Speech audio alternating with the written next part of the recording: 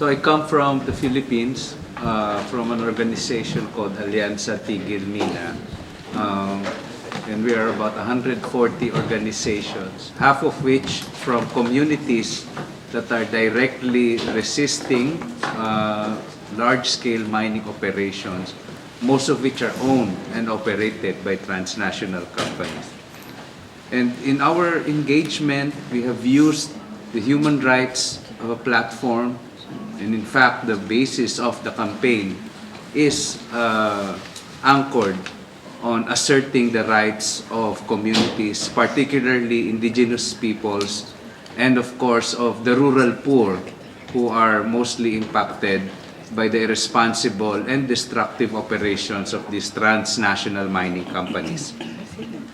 Now, communities and the support groups helping them in the Philippines believe that a legally binding treaty will be very helpful in pursuing justice for the impacts brought about by these transnational companies, particularly the large-scale mining companies.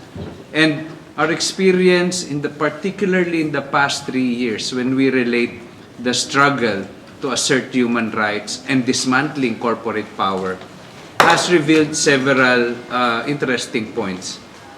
First, we have experienced doing human rights due diligence. So it's possible, and even some companies will accept the requirement that, yeah, maybe it might be useful also for us to learn about the human rights impact of our work. In at least 2 instances, human rights impact assessments has been done in 2 of the largest mining operations in the Philippines. One is currently operating, the other one is yet to operate because it has not secured all the permits. And both reports of this human rights impact assessment revealed that both our government and the companies have failed to protect and fulfill human rights obligations.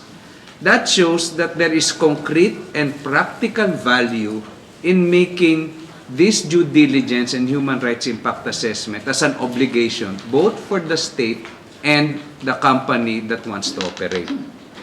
Second, we have had very bad experiences in holding mining TNCs accountable for their previous negligence or criminal acts.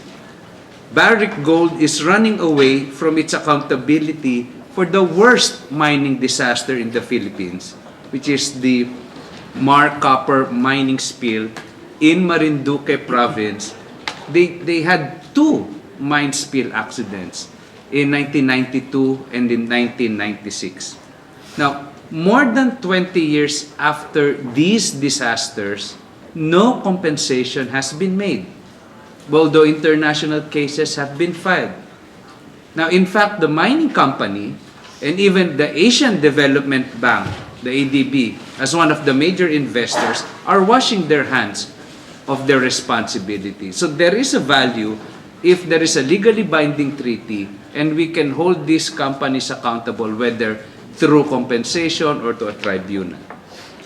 Finally, our current domestic laws are not enough to hold TNCs accountable. And a legally binding treaty will be a relevant platform where complementation, and I emphasize complementation between our domestic courts, our national human rights institution, and an international treaty with the tribunal can effectively offer meaningful remedy to impacted communities. But let me end by emphasizing a legally binding treaty is important to help us in our struggles to dismantle corporate power. But the real power rests on the ability of an organized and capable community to assert their rights. And the core mandate of our social movements has always been to raise awareness and enhance our capacities. So a legally binding treaty is ideal. It could be a good international reference.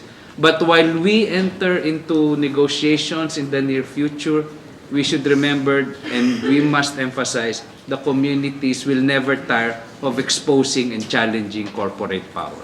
Thank you.